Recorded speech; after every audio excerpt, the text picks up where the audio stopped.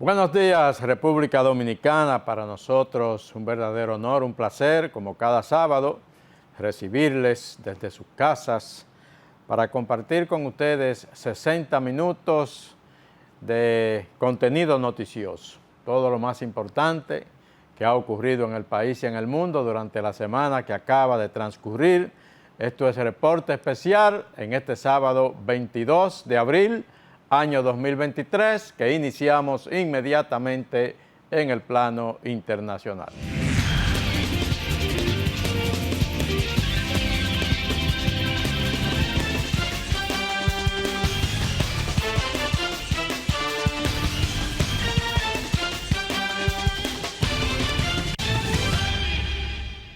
Iniciamos en Estados Unidos. El presidente Joe Biden ha estado durante un buen tiempo pues entreteniendo, podríamos decir, a la población norteamericana en el sentido de si va a aspirar o no a la reelección presidencial. Digo entreteniendo porque se da como un hecho que él definitivamente va a lanzar una campaña a la reelección para las elecciones del 2024. La semana pasada él confirmó, dijo que sí, pero que todavía no tenía una fecha especial para hacer el anuncio oficial. Pues esa espera parece que va a terminar pronto. Medios norteamericanos están dando la información de que la próxima semana, probablemente el martes, el presidente estará emitiendo un mensaje confirmando su decisión de buscar otra vez la presidencia de los Estados Unidos. El 5 de abril se cumplen 4 años desde que el presidente Joe Biden anunció por primera vez su intención de hacerse con la nominación del Partido Demócrata para llegar a la Casa Blanca, y por eso el próximo martes su equipo de reelección estaría planeando dar a conocer lo que sería un video anunciando esa aspiración de volver a quedarse en la Casa Blanca por otros 4 años en un segundo término como presidente. Importantísimo recalcar que los reportes también están diciendo que ese anuncio se daría la próxima semana, porque desde el pasado miércoles ya el equipo ha enviado invitación a entre 50 a 100 personas que son parte de los principales donantes del Partido Demócrata para participar de varias sesiones estratégicas. Se dice que esta noche habría una cena de estas personas con el presidente Biden y parte del Comité Nacional Demócrata.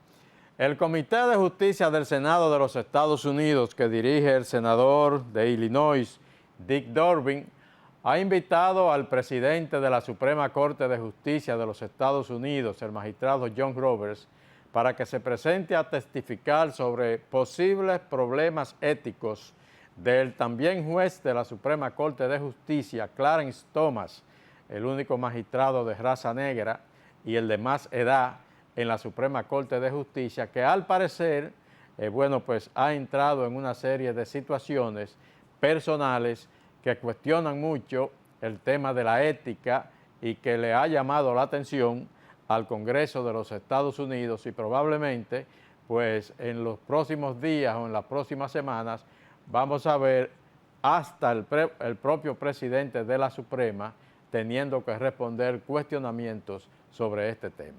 Seguimos en los Estados Unidos. Vamos a retornar al proceso electoral del 2020, cuando Joe Biden derrotó a Donald Trump en las elecciones.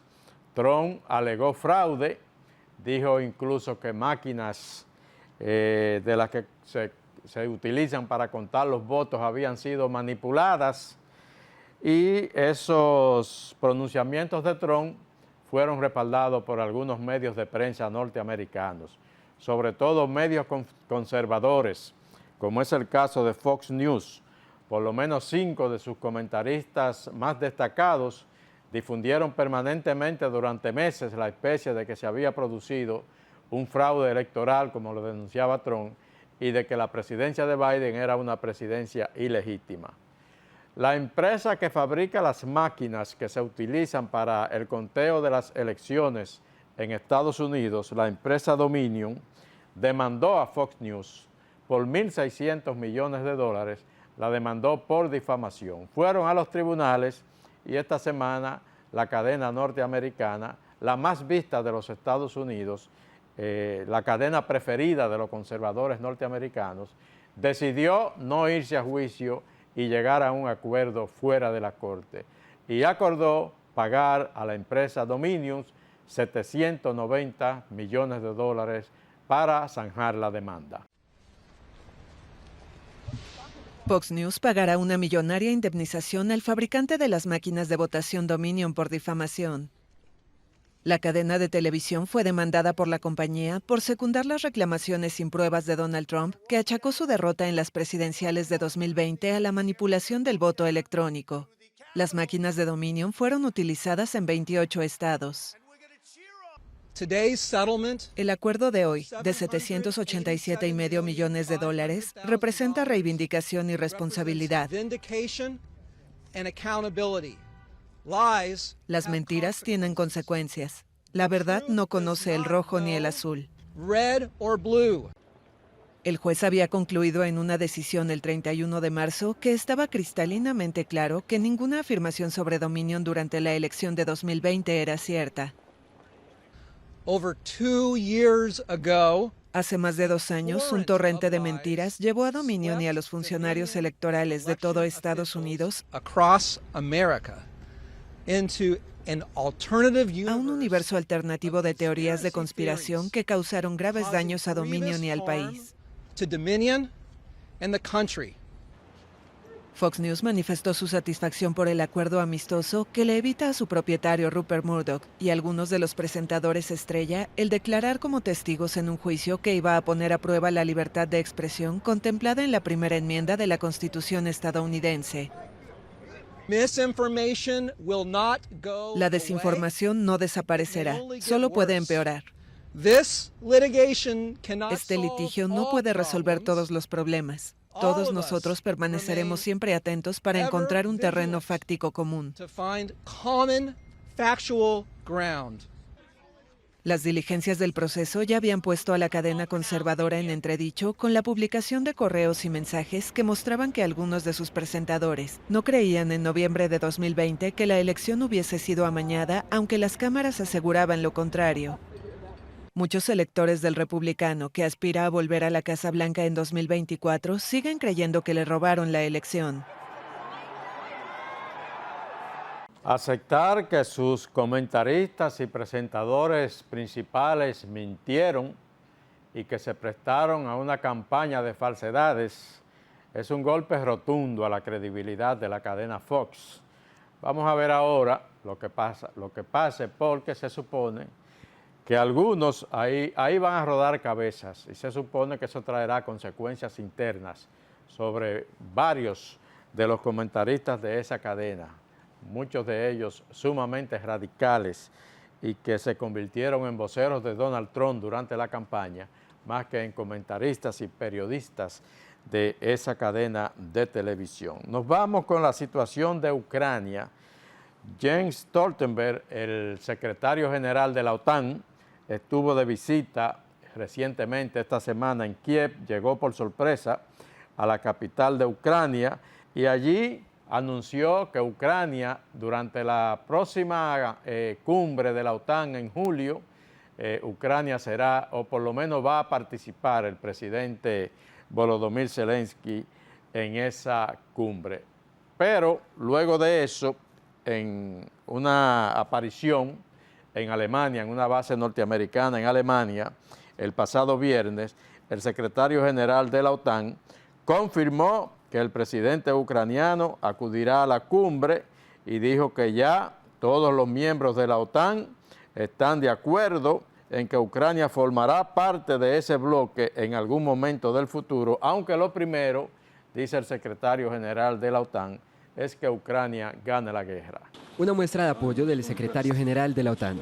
Jens Stoltenberg visitó Kiev por primera vez desde que estalló la guerra. Durante el curso del conflicto, ha mantenido un peligroso equilibrio entre lograr que los Estados miembros suministren armas a Ucrania, mientras evita que la organización militar resulte directamente involucrada. Debemos continuar fortaleciendo las Fuerzas Armadas de Ucrania y debemos asegurarnos de que existan arreglos sólidos y poderosos para la seguridad de Ucrania. El lugar que le corresponde a Ucrania está en la OTAN y, con el tiempo, nuestro apoyo lo ayudará a hacerlo posible. Los funcionarios en Moscú a menudo se refieren a la guerra de Ucrania como un conflicto de poder con la OTAN, una acusación que el secretario general y los países niegan. Recientemente, Dinamarca y Países Bajos se convirtieron en los últimos miembros de la alianza en anunciar tanques Leopard para Ucrania. El anuncio se produce cuando los funcionarios en Kiev continúan pidiendo más armamento. El retraso en el suministro de armas significa que estamos perdiendo tiempo para alcanzar la paz y las tropas ucranianas que no obtienen las herramientas para luchar pagan el precio. Queremos entender cuándo Ucrania será miembro de la OTAN. También queremos garantías de seguridad en nuestro camino hacia la membresía en la OTAN. Ucrania solicitó unirse a la OTAN en septiembre pasado, buscando enviar un mensaje claro a Moscú. Kiev espera que su solicitud sea acelerada. Sin embargo, la cuestión ha dejado a la organización dividida. A los miembros del flanco oriental les gustaría un gesto simbólico dado a Ucrania en la próxima cumbre de la OTAN en julio. Sin embargo, mientras la guerra continúe, Rusia está empeñada en solidificar su alianza con países de la América Latina que le son amigos a propósito del aislamiento que está sufriendo Rusia en la comunidad internacional por el tema de la invasión a Ucrania. El canciller ruso Sergei Lavrov concluyó en Cuba una gira que realizó esta semana por la América Latina, que comenzó en Brasil, luego siguió por Nicaragua, eso también fue a Venezuela y concluyó en Cuba. Y allí dijo pues que Rusia no tiene ninguna relación especial con Estados Unidos. Lavrov asegura en Cuba que rusos y estadounidenses no tienen ninguna relación especial salvo por necesidad diplomática. El ministro de Exteriores ruso, Sergei Lavrov, finalizó en Cuba su gira latinoamericana. Afirmó que la política exterior de Moscú aumentará significativamente su atención hacia América Latina. Российско-американские отношения. У нас сейчас каких-то особых отношений нет. Мы только по необходимости обсуждаем те проблемы, которые возникают в деятельности наших посольств. Ну и также в связи с тем, что американцы пытаются злоупотреблять своим положением, в частности, в качестве страны-хозяйки Организации Объединенных Наций. Lavrov condenó las sanciones económicas impuestas por Estados Unidos a Cuba. También dijo que el acuerdo del Mar Negro para exportar grano y fertilizantes rusos no se estaba aplicando en su totalidad. Hablando de ese conflicto y de la manera en que se han acercado China y Rusia en medio del tema con Ucrania, pues el presidente Xi Jinping realizó recientemente una visita a Moscú. Estuvo durante varios días en Moscú, varias relaciones con Vladimir Putin, solidificando la alianza entre los dos países. Pero ahora llegó a Moscú también Li Shangfu, que es el secretario de Defensa de China, jefe de las Fuerzas Armadas chinas, y esto la verdad que llamó mucho la atención en el mundo occidental. Reunión entre el presidente ruso y el ministro chino de Defensa. Vladimir Putin recibió el domingo en Moscú al ministro Li Shangfu, quien destacó la estabilidad de los vínculos entre su país y Rusia, asegurando que superan las alianzas político-militares de la época de la Guerra Fría. Putin, por su parte, dio la bienvenida a la cooperación militar entre ambos países. Realizamos simulacros conjuntos en diferentes escenarios. En nuestra región del Lejano Oriente, en Europa, en el mar, en tierra y en el aire.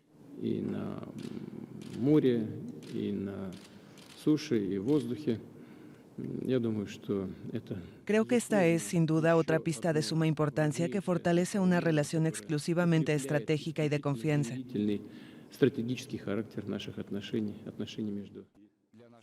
El viaje de Li a Rusia, previsto hasta el 19 de abril, se produce tras la visita oficial que el presidente chino Xi Jinping realizó en Moscú el mes pasado. Moscú y Pekín han estrechado su cooperación con el deseo común de hacer contrapeso a la influencia global de Estados Unidos. Los lazos están mejorando muy bien en todas las vías. En la economía, en las áreas social, educativa y cultural. Y estamos trabajando igualmente activamente a nivel de los ministerios de defensa. Compartimos regularmente información útil, cooperamos en el campo de la colaboración militar y técnica. En sus 2 días de conversaciones, Putin y Xi se felicitaron de haber abierto una nueva era en su relación bilateral y abordaron la propuesta china para salir del conflicto de Ucrania. China, que no ha condenado la operación militar rusa en Ucrania, se define como neutral en la contienda y aspira a desempeñar un papel de mediador. El presidente francés Emmanuel Macron, que ha estado en los últimos meses, yo diría que desde que comenzó la guerra, en febrero del 2021, él ha estado pues muy empeñado en conseguir una solución negociada a la situación en Ucrania. Ha estado en Moscú, recientemente estuvo en China, no ha logrado convencer ni a Vladimir Putin ni a Xi Jinping, pero él también tiene internamente en Francia algunas situaciones difíciles. Por ejemplo, él hizo aprobar una reforma de pensiones recientemente. Esa reforma ha recibido un rechazo absoluto de amplios sectores franceses, sobre todo de los sindicatos, y esta semana él pues ha estado recorriendo toda Francia, las regiones más importantes de Francia, tratando de calmar la situación que se ha generado con la aprobación de estas reformas. Así fue abucheado el presidente de Francia, Emmanuel Macron, el miércoles, durante una visita a la ciudad de Alsacia, donde buscaba defender su plan de 100 días para superar la crisis provocada por su reforma de pensiones.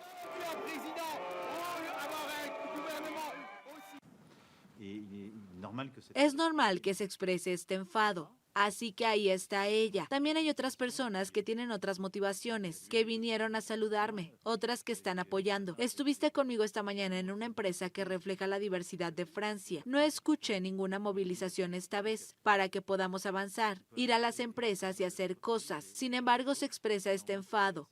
No esperaba otra cosa, pero no me impedirá seguir moviéndome por todo el país, porque hay que seguir actuando y salir adelante. Los presentes le lanzaron repetidos reproches y un hombre le dijo: "Nunca vimos a un presidente con un gobierno tan corrupto como el suyo. Usted caerá muy pronto". El presidente respondió que alimentan ideas que no son correctas. Prefiero que la gente sea amable. Creo que todos preferimos eso. Creo que es normal que haya desacuerdos. Soy inclusivo, siempre trato de ser respetuoso, incluso con las personas con las que no estoy de acuerdo. La reforma de las pensiones, aprobada por decreto y promulgada el sábado, provoca desde enero las mayores protestas contra... Vamos al Sudán allá en África, un país que está en conflicto. 2 sectores de las Fuerzas Armadas se disputan el poder, combates durante más de 7 días, encarnizados combates. La ONU solicitando un alto al fuego, Estados Unidos solicitando un alto al fuego, pero los combates se mantienen mientras que miles de personas tratan de huir de ese país y refugiarse en países vecinos. Estados Unidos ha comenzado a movilizar tropas y equipos para una eventual evacuación de su personal diplomático allá en Sudán, si es que la situación continúa complicándose. Continúan los intensos tiroteos en Jartum. El líder del ejército sudanés, Abdel Fattah el-Burhan, anunció que este sábado empezará la evacuación de nacionales de países como Estados Unidos, Gran Bretaña, Francia, España y China por vía aérea desde Jartum. El alto el fuego no ha tenido efecto. El general de mayor rango de Sudán ha declarado el compromiso del ejército con un gobierno dirigido por civiles. Una aparente apuesta por el apoyo internacional, incluso mientras sus fuerzas combaten contra el grupo paramilitar rival. En rueda de prensa conjunta, Alemania y España exigen un alto el fuego efectivo para poder llevar a cabo las evacuaciones con seguridad. España desplazó a Yibuti un avión para transportar cuanto antes a 60 españoles y otros 20 ciudadanos de otras nacionalidades. Washington ha confirmado el despliegue de tropas estadounidenses en Sudán como medida preliminar para facilitar la evacuación del personal de su embajada en Jartum. Dice un informe de la Organización de las Naciones Unidas que cuando concluya este año 2023, China perderá su posición de país más habitado de la Tierra. Perderá el primer lugar y va a ser superado por la India. Según el informe, para este año 2023, la población hindú va a llegar a 1.428.6 millones de habitantes, mientras que China tendrá 1.425.000.7 millones, una diferencia de más de 2.000 millones de habitantes, según este informe de la ONU. India superará a China en número de habitantes. Lo hará este mismo mes, según las estimaciones de Naciones Unidas en su nuevo informe del Fondo de Población. Por supuesto, no se especifica el día concreto en que esto sucederá, pero el documento sí sugiere que la India tendrá, antes de que acabe el año, 1.428 millones de habitantes, 3 millones más que China. La directora del Fondo de Población de la ONU, Natalia Kanem, era la encargada de confirmarlo. The ranking of the world's most populous countries will change significantly over the next 25 years. For example, as we speak, India's population is overtaking China's. Everyone wants to know what all of this means, and without a clear answer, there is a serious danger that human rights, and particularly reproductive rights, will be undermined. Con Estados Unidos en el tercer puesto, con 340 millones de habitantes, la India y China suman más de un tercio de los 8.000 millones de habitantes con los que cuenta el planeta actualmente. La reproducción, no obstante, se ha ralentizado en ambos países, sobre todo en China, donde la población disminuyó el año pasado por primera vez en más de 6 décadas. China está en una situación difícil. La política del hijo único que se aplicó durante mucho tiempo afectó mucho el crecimiento de la población en ese país. Ahora han flexibilizado, pero las nuevas generaciones de chinos no quieren tener hijos o no quieren tener más de un hijo. Y por eso ya la India lo está superando. Y en los años por venir, bueno, pues esa brecha se ampliará todavía mucho más. La población china se ha envejecido, como decíamos, y el país, que ahora es una gran potencia industrial, una economía de mercado sumamente amplia, necesita gente joven, necesita que la juventud se case, tenga hijos, que tenga ya más de 2 hijos, y la verdad es que esto no se está consiguiendo. El informe de esta semana de la ONU es de que ya la India superó a China en cuanto a su población. Nos vamos a Venezuela, en la América del Sur. Claudia Díaz, la ex tesorera de Hugo Chávez, condenada por corrupción a 15 años de cárcel en Estados Unidos. La ex tesorera nacional de Venezuela, Claudia Patricia Díaz Guillén, y su esposo, Adrián José Velázquez Figueroa, fueron condenados este miércoles en Estados Unidos a 15 años de cárcel y 3 años de libertad vigilada cada uno por cargos de lavado de dinero. Además deberán restituir $136 millones y pagar una multa de $75,000 cada uno, según anunció el juez William D. Matrullias en Miami. La fiscalía había pedido sentencias de no menos de 23 años y 5 meses de cárcel para ella y de 19 años y 5 meses para él. Ambos ciudadanos venezolanos fueron extraditados desde España, país del que también tienen la nacionalidad. En 2022 y en diciembre de ese mismo año fueron declarados culpables por lavado de dinero, ella por 2 cargos y él por 3. Díaz Guillén y Velázquez Figueroa fueron personas de confianza de Hugo Chávez, son conocidos como la enfermera y el guardaespaldas del presidente venezolano, fallecido en 2013, y se radicaron en España en 2016, según alegando porque eran perseguidos por el actual mandatario venezolano Nicolás Maduro. No obstante, la fiscalía los acusó de haber hecho una fortuna de $136 millones con una red de corrupción que aprovechaba que ella era la tesorera nacional de 2011 a 2013 para beneficiarse del sistema de control de cambios vigente en Venezuela por entonces. Por ello, esa es la cantidad que, según el juez de Matrullias, deberán restituir, además de pagar $150,000 de multa entre los dos. Seguimos en Sudamérica, Colombia, pero con una información que se origina en Washington, la capital de los Estados Unidos, porque hasta allá llegó el pasado jueves el presidente de Colombia, Gustavo Petro, fue recibido por Joe Biden, visita oficial, punto principal de la agenda Venezuela. Gustavo Petro le pidió a Biden eliminar las sanciones a Venezuela y prometió que en ese país hay avances electorales, que es uno de los requerimientos principales de Estados Unidos para flexibilizarse frente al país chavista. El presidente de Estados Unidos, Joe Biden, dijo el jueves a su homólogo colombiano, Gustavo Petro, que Colombia es una piedra angular en América Latina.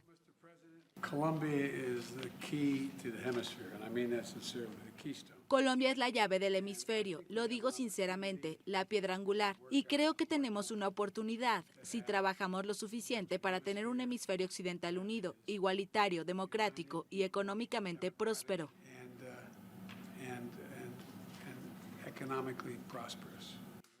Los mandatarios se reunieron en la Casa Blanca con la crisis política en Venezuela en el punto de mira. Petro quiere arrancar a su homólogo estadounidense un gesto hacia Venezuela, con el levantamiento de sanciones impuestas al gobierno de Nicolás Maduro. Biden le agradeció la hospitalidad a los refugiados venezolanos, un acto que calificó de humanitario y generoso. Para Petro es importante no irse con las manos vacías antes de la conferencia internacional que Bogotá acoge el 25 de abril sobre el estancado diálogo político en Venezuela, en la que Estados Unidos será uno de los participantes. Cerca de 20 cancilleres se van a reunir de Europa, de Estados Unidos, de América Latina, fundamentalmente con el gobierno venezolano y con la oposición venezolana, establecer los mínimos de un gran acuerdo que garantice no solo elecciones, levantamiento de sanciones, sino además la normalidad en la vida de todos los actores políticos en Venezuela. Petro pide más democracia, cero sanciones a Venezuela, país con el que restableció relaciones después de 3 años de ruptura diplomática. Washington ha advertido que mantendrá las sanciones hasta que vea pasos concretos. La relación de Colombia con Estados Unidos sufre un cambio dramático con Gustavo Petro. Los gobernantes Uribe, Álvaro Uribe, Juan Manuel Santos, Iván Duque, habían sido leales incondicionales a los Estados Unidos, pero la situación con Petro es totalmente diferente. Primer gobernante izquierdista en la historia de Colombia, y esta visita a Estados Unidos tiene que ver con la manera en que van a comenzar a entenderse estas dos naciones, Estados Unidos y Colombia, en medio de la nueva situación política, económica y en otros aspectos, la vida entre las dos naciones. Alejandro Toledo, el expresidente que gobernó a Perú entre el 2001 y el 2006, finalmente será extraditado a su país desde los Estados Unidos. Él se fue y se refugió a Estados Unidos, huyendo a las acusaciones de corrupción en medio del caso Odebrecht. Había estado encarcelado desde el 2019, pero dilatando el proceso de extradición a través de diferentes recursos legales. Eso llegó a su fin. Él hizo una apelación de último minuto el pasado viernes, ayer, pero la Corte norteamericana le rechazó ese pedido. Ayer se entregó allá en Los Ángeles a la justicia de ese país, en lo que se completa el proceso de extradición que se estima se tomará varios días. En este tribunal de California, en Estados Unidos, se entregó el viernes el expresidente peruano Alejandro Toledo para iniciar su proceso de extradición a su país. Una amplia comitiva de medios aguardaba desde temprano su llegada en la entrada del edificio federal, pero el exmandatario los evadió e ingresó discretamente por otra puerta. El servicio de alguaciles de Estados Unidos confirmó a la France Presse que Toledo se había entregado, y fuentes judiciales indicaron que se esperaba que el proceso de extradición durara menos de una semana. En Lima, la procuradora del caso, Silvana Carrión, estimó por su parte que en 2 o 3 días el exmandatario será enviado a Perú en un vuelo comercial. Toledo es acusado en su país de haber recibido millones de dólares de la constructora brasileña Odebrecht a cambio de licitaciones para obras públicas. Los fiscales piden 20 años y 6 meses de cárcel. El expresidente ha negado las acusaciones y presentó varias peticiones para bloquear la extradición que Perú buscaba desde 2018 y que Estados Unidos autorizó en febrero pasado. Todos los recursos presentados por Toledo para retrasar el proceso fueron denegados. Alejandro Toledo, él no había hecho declaraciones en la prensa en los últimos 7 años, pero ayer viernes, antes de entregarse ante la justicia norteamericana para ser extraditado, habló a la prensa y le pidió a la justicia peruana no me mate en la cárcel, le pidió a la justicia peruana que no lo mate en la cárcel. Vamos a ver, debe de llegar a Perú en los próximos días, probablemente el próximo sábado en Reporte Especial estaremos hablando otra vez sobre esa información. Nos vamos a la pausa, retornamos enseguida en el plano nacional.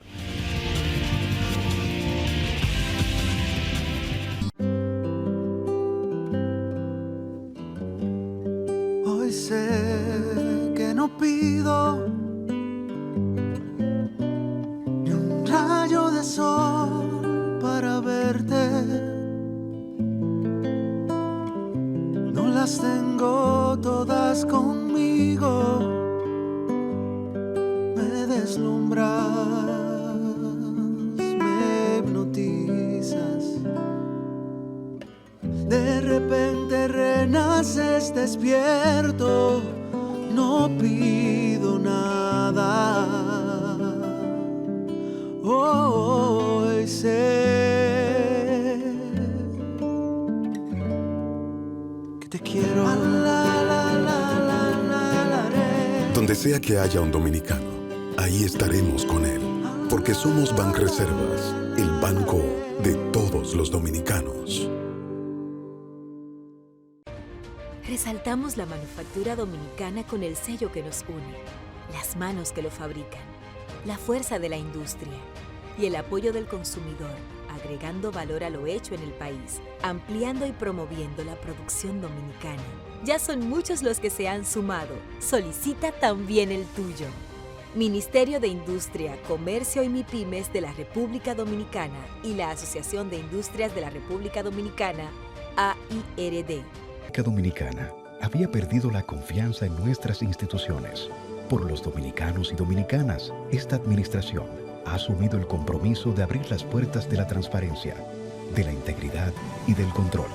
Es por eso que la Contraloría General de la República Dominicana ha implementado nuevos controles para llevar eficiencia y garantizar la buena ejecución de los fondos públicos. Conoce más en www.contraloría.gov.do. Gobierno de la República Dominicana. PRIL, velamos porque los derechos de seguridad laboral de los trabajadores sean respetados a través de la Ley 397-19, beneficiando así a más de 2 millones de empleados en el sector público y privado. IDOPRIL, salud y seguridad laboral, responsabilidad de todos. Para más información, accede a nuestro portal web www.idopril.gov.do.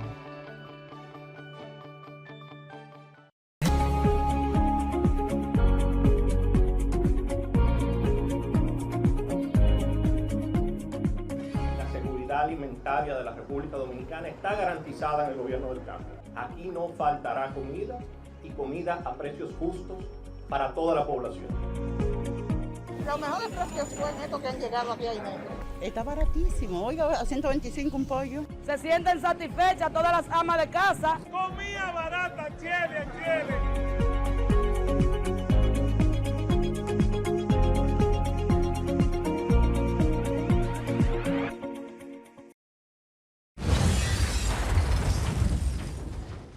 Este es Niels.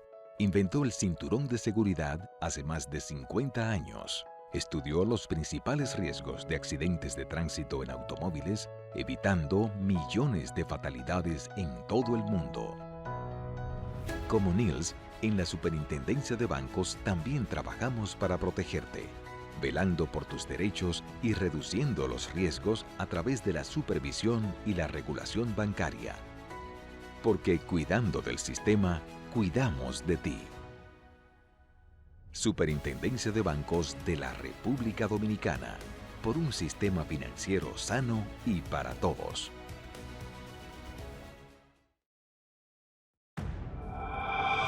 Es una buena idea tomar las decisiones en tu empresa con las informaciones y la asistencia técnica para ver más allá.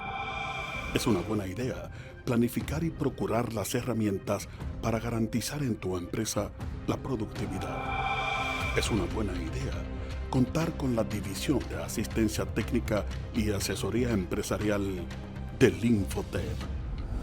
Solicita tu asesoría hoy.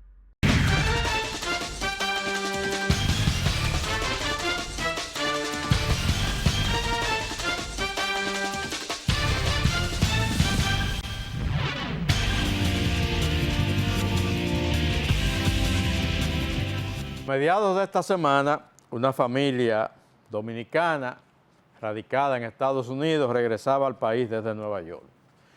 Llegaron por el aeropuerto Cibao y una vez salieron del aeropuerto, tomaron la circunvalación norte en Santiago y allí fueron interceptados por una banda de atracadores. Interceptaron su vehículo, ellos no se detuvieron y les realizaron varios disparos. Uno de esos disparos impactó al niño de 9 años, Luis Ángel Vargas Brito, y le quitó la vida en el acto. La policía identificó a 5 personas esta semana, precisamente el pasado jueves, identificó a 5 personas como los responsables de ese asesinato, pero también informó, y este informe ya se dio ayer viernes, de que Tomás Peña Morel, mejor conocido como Tomasito, un amigo de la familia, fue quien organizó y coordinó el atraco. Tomás Peña Morel, de 32 años, quien, como se aprecia en esta fotografía, exhibía una hermandad con el padre del niño Yoser y que conocía los detalles de la llegada de la familia desde los Estados Unidos, en solo una noche pasó de héroe a villano luego de ser el 6º arrestado por el caso. Alias Tomasito participó incluso en el proceso de retiro del cuerpo de Lina Sif junto a los parientes del menor de 9 años y trató en todo momento de impedir que Sergio Félix hablara con la prensa. ¿Qué fue lo que pasó? ¿Por qué dicen que son ustedes? Con esta negación, los otros 5 jóvenes que fueron detenidos este jueves en Cienfuegos dan un giro a la versión de la policía, quien sostuvo que los mismos confesaron haber materializado el crimen. Sus familiares se mostraron indignados. El que hace una cosa es justa o anda de noche, nadie va a querer que lo atraque. ¿Y el sobrino suyo cómo se llama? A mí me viene el nombre de ellos. Sí, que yo paro poco para allá, para Cienfuegos, pero yo estoy aquí por mi hermana, porque el que todo el que hace muchas cosas, así que la pago. Los demás detenidos son 4 mujeres, parejas sentimentales y allegadas a los supuestos autores materiales y la persona que rentó este auto en el que se perpetró el hecho. Me dan una información que realmente a él lo tienen como informante para que él informe. Caramba, pero si tú vas a interrogar a alguien, tú tienes que hacerlo con su abogado. Tú estás violando el debido proceso, tú estás volviendo a los tiempos de hace 30 años. ¿Y a qué se dedica Juan Ignacio? Él renta un vehículo, le rentó el vehículo como lo hacen. Yo mismo rento vehículos. El presidente Luis Abinader se refirió a este tema, pidió una rápida solución y luego de que la policía le informó que ya se habían detenido a 5 personas, el presidente dijo que ahora espera que se haga justicia en los tribunales. Tomás Peña Morel, Tomasito, el amigo de la familia, que ayudó a coordinar, al padre del niño le ayudó a coordinar el viaje hacia la República Dominicana, ahora dice la policía que fue quien organizó el atraco. E incluso se prestó hasta para las actividades de presentarse al Departamento de Medicina Forense, al INASIF, para rescatar, para sacar de allí junto al padre entristecido, llorando junto al padre entristecido, para retirar el cadáver del niño del INASIF. El niño que murió en medio del atraco, que él mismo fue el que coordinó con los pandilleros que actuaron y que realizaron los disparos. Lanzan programa A Comer del Campo al Colmado. Esta es la última iniciativa del gobierno para tratar de abaratar los productos de primera necesidad, de manera que lleguen directamente del productor al colmado, que no haya intermediario para que la gente de alguna manera pueda comer un poco más barato. Vamos a ver este informe desde el Palacio Nacional. Se puede organizar. Esta iniciativa busca obviar a los intermediarios en la cadena de distribución de varios alimentos agropecuarios de consumo masivo. Lo ideal sería, y conjunto con este programa, como dice Fernando, es seguir organizando los mercados, es extender ese sistema de pignoración a otros productos agropecuarios. Según explicó el presidente Luis Abinader, los efectos de este programa, que iniciará en Santo Domingo Oeste en 2 semanas, no se sentirán de inmediato. Y nuestras expectativas es una estabilización de los precios. Obviamente eso no va a querer decir que, como pasa ahora con los temas de la sequía, los productores, que va a haber siempre alguna variación que solamente podría evitarse, como yo hablé anteriormente, con una pignoración. Esta iniciativa procura vincular al productor agrícola con una red de más de 90.000 colmados. El propósito de este programa es crear una capacidad logística que permita vincular al productor agropecuario con la amplia red que constituyen los colmados, siendo esto la principal fuente de abastecimiento para gran parte de los residentes en barrios populares y campos del país. Algunos de los productos que variarán su costo son el arroz, el huevo, el pollo, la papa, el plátano, el ajo y la cebolla. Un allanamiento esta semana, Hard Rock Café, un popular centro de espectáculos aquí en la capital Santo Domingo, apresaron a 3 holandeses, gente que según el informe de las autoridades son miembros de las mafias más peligrosas de allá de Europa y que, como han hecho muchos criminales en el mundo, sobre todo desde Europa, desde Estados Unidos, desde Asia, criminales que cuando necesitan un lugar para esconderse, piensan en la República Dominicana. Parece que eso fue lo que ocurrió también con esta gente que ahora se vinculan a peligrosas mafias europeas. Vamos a ver una información en este sentido. Público que practicaron un allanamiento en Hard Rock Café en Blue Mall. La intervención inició próximo a las 4 de la tarde y culminó a las 8 de la noche, pero no ofrecieron informaciones. ¿Cuáles fueron los lugares además de esto? Por otro lado, los miembros del organismo antidrogas en República Dominicana intentaron sustraer sumas indeterminadas de dinero mientras participaban en allanamientos junto al Ministerio Público este fin de semana. Se descubrió que los agentes Luis González, Wilton Guzmán y Fernando Guzmán sustrajeron dinero del que se había ocupado en los allanamientos. Los valores que intentaron robar los agentes de la Dirección Nacional de Control de Drogas son propiedad de 2 organizaciones mafiosas que alegadamente operan en Reino de los Países Bajos y otras naciones. 3 agentes, miembros de la DNCD, que participaron en el allanamiento y violaron el procedimiento de actuación, fueron desvinculados del organismo. No es la primera vez que agentes antidrogas, miembros de la Policía Nacional y representantes del Ministerio Público se ven vinculados al robo de dinero, drogas, prendas y otras propiedades de personas vinculadas al narcotráfico y otras labores ilícitas. Pero recuérdense el caso de la Casa de Cambio hermanos Solano. Recuérdense también el caso del maletín, de la mochila, del caso de Figueroa Agosto. Recuérdense de todos los casos, el caso del gringo, del chino. Es ya una cultura. El abogado Tomás Castro reveló que los agentes de la DNCD tienen otras modalidades de extorsión mediante el apresamiento de personas no vinculadas a determinados casos para luego exigirles dinero. No es posible que vayan a ningún lugar sin llevarse algo. Ya eso es costumbre. Prendas, dineros. Ahí vi con vergüenza un agente de la Dirección Nacional de Control de Drogas metiéndose dentro del chaleco unos $8,000 una persona que le hicieron un allanamiento. Un escándalo esta semana.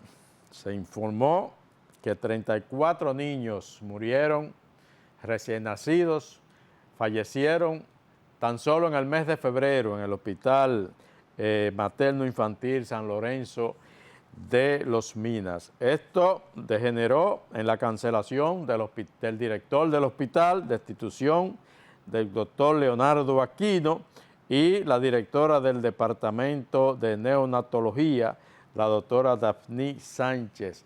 Vamos a ver el informe del director nacional de salud, Mario Lama, y la reacción del Colegio Médico Dominicano, que exigió pues sanciones todavía mucho más fuertes con respecto a esa situación. Hemos solicitado a Ética Gubernamental la intervención para que haga un levantamiento de las situaciones de ese hospital. Tras solidarizarse con las familias de los bebés fallecidos, Mario Lama anunció una serie de acciones con el objetivo de facilitar las investigaciones en ese centro de referencia nacional. La Comisión Conjunta del Ministerio de Salud Pública, el SNS y el Colegio Médico Dominicano ha procedido a separar de sus funciones al director de la maternidad, doctor Leonardo Aquino, y a la encargada del departamento de neonatología, la doctora Dafne Sánchez. Son separados de sus funciones como directores de manera definitiva. Irán a otros roles, tanto el director de la maternidad como la encargada del departamento. Vendrán autoridades nuevas en esa institución. Durante rueda de prensa, Lama se refirió a los indicadores de mortalidad neonatal que registró el país durante el primer trimestre de este 2023. Presenta una tasa nacional de mortalidad neonatal de 17.4%, mientras que la tasa del año completo 2022 fue 20.6%, lo que refleja este primer trimestre de 2023 una reducción de la mortalidad. El director del CNS también se refirió a la gran carga que representan para el Estado Dominicano las parturientas extranjeras. El 33% de todos los nacimientos en el 2022 correspondió a nacionales extranjeras haitianas. Sin embargo, la mortalidad en esa población superaba el 50% de la mortalidad materna. Significa que son pacientes más vulnerables, son pacientes que vienen en condiciones de salud muy deterioradas. Otro tema abordado giró en torno a las 1.000 plazas para la contratación de médicos y otros especialistas en la salud que están actualmente en proceso de concurso para mejorar la calidad de los servicios. Sigue la República Dominicana atrayendo a miles de turistas extranjeros.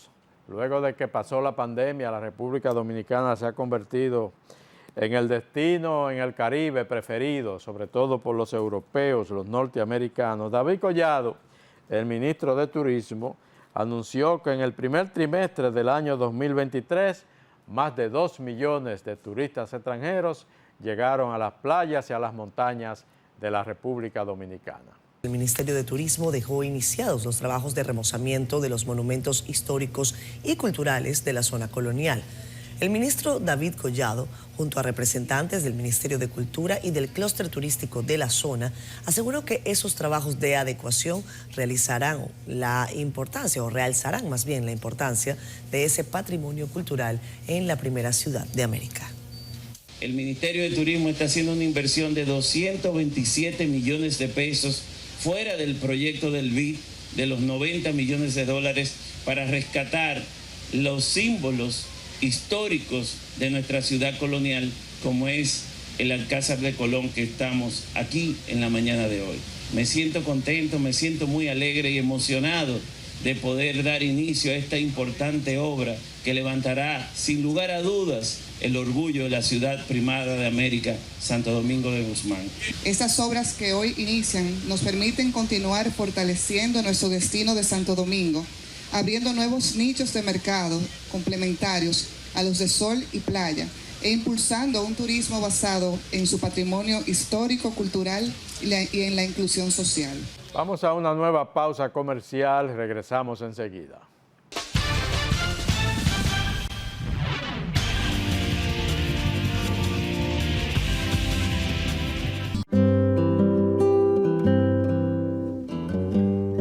Hoy sé que no pido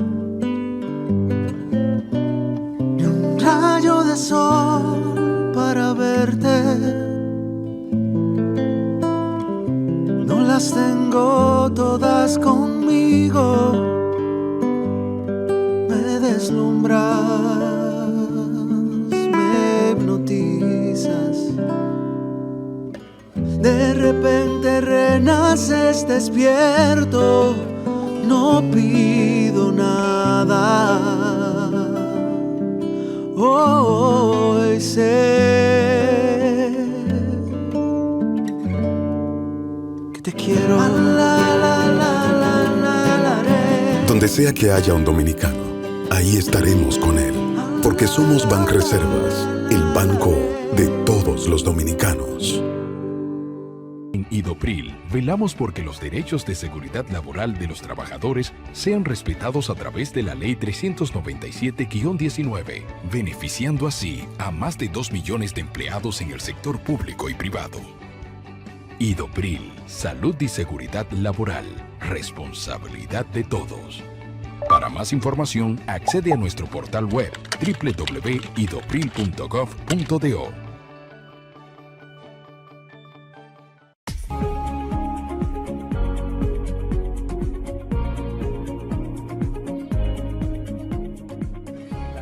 Alimentaria de la República Dominicana está garantizada en el gobierno del cambio. Aquí no faltará comida y comida a precios justos para toda la población.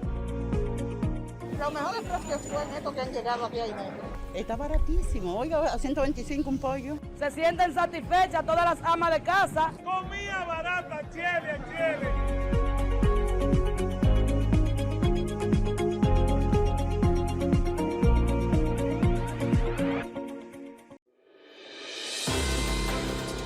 El Senado de la República aprobó el convenio constitutivo de la Agencia Latinoamericana y Caribeña del Espacio. En los trabajos legislativos, el consultor jurídico del Poder Ejecutivo, Antoliano Peralta, y el director general de Alianzas Público-Privadas, Sigmund Freud, comparecieron ante la Comisión de Justicia y Derechos Humanos como parte del estudio del proyecto de ley de la jurisdicción contencioso-administrativa. La Comisión de Familia y Equidad de Género avanzó el análisis del proyecto de ley sobre el sistema de seguimiento telemático a las órdenes de alejamiento mediante el uso de dispositivos electrónicos en casos de violencia de género. En el marco del programa de visitas guiadas, el Senado de la República recibió más de 100 estudiantes de diferentes centros educativos del país, quienes vivieron la experiencia de ser senador por un día. El presidente del Senado de la República, Eduardo Estrella, recibió en su despacho al presidente del Banco de Desarrollo de América Latina, Sergio Díaz Granados, junto a otros ejecutivos, quienes comunicaron los planes de inversión de la organización internacional en el país. Senado de la República Dominicana. Nuevo, diferente, cercano. Es una buena idea tomar las decisiones en tu empresa con las informaciones y la asistencia técnica para ver más allá. Es una buena idea planificar y procurar las herramientas para garantizar en tu empresa la productividad. Es una buena idea contar con la División de Asistencia Técnica y Asesoría Empresarial del Infotep. Solicita tu asesoría hoy.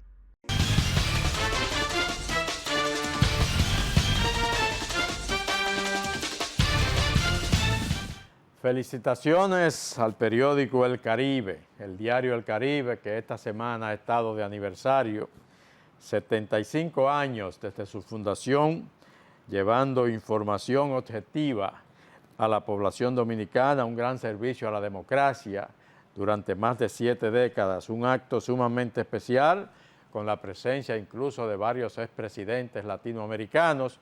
Allí estuvo el expresidente dominicano Leonel Fernández, el expresidente de Argentina Mauricio Macri, la expresidenta de Costa Rica Laura Chinchilla, pero también estuvo el presidente de la República Dominicana, actual presidente Luis Abinader, quien encabezó el acto y dijo allí que el periodismo crítico garantiza el equilibrio del poder. Un imponente escenario se erigió para servir de tribuna al debate de los principales desafíos del país y la región.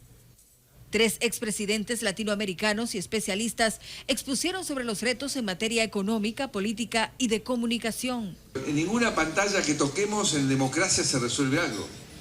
En democracia necesitamos debatir, discutir, acordar, lleva tiempo. Y además, este aparatito genera otro desafío, que es la fragmentación. La nueva normalidad que la humanidad a la que tiene que acostumbrarse es precisamente la crisis. La crisis ya no será la excepción. Un tema de pobreza extrema, de hambre, acceso a agua potable, viviendas dignas, energía, es decir, los problemas elementales de la subsistencia humana no resueltos. Durante el foro, el presidente de la República, Luis Abinader, destacó el papel de El Caribe y CDN en el fortalecimiento de la libertad de prensa. Que la República Dominicana no será jamás una nación que persiga a quien se ha comprometido con la verdad, con la libertad y con la democracia. El protagónico rol de El Caribe inició en un momento estelar de la historia del país en 1948, durante la dictadura de Trujillo, y la de CDN en 1998. Hoy siguen siendo baluarte también en la digitalización. Que hoy se ven amenazados por los cambios tecnológicos. La televisión hoy se ve más en el celular que en la llamada pantalla chica de nuestras casas. Y el papel está en peligro de extinción. Un modo de paliar esta competencia ha sido la misma integración de los periódicos escritos en papel a formato digital, pero siempre manteniendo la preocupación porque la rapidez no nos lleve a caer en el mismo pecado que con frecuencia le criticamos a las redes. Hemos llegado al final por el día de hoy. Esto ha sido Reporte Especial con Rosendo Tavares, como de costumbre, al más alto nivel periodístico. Tengan todos muy buen fin de semana. Nos vemos el próximo sábado.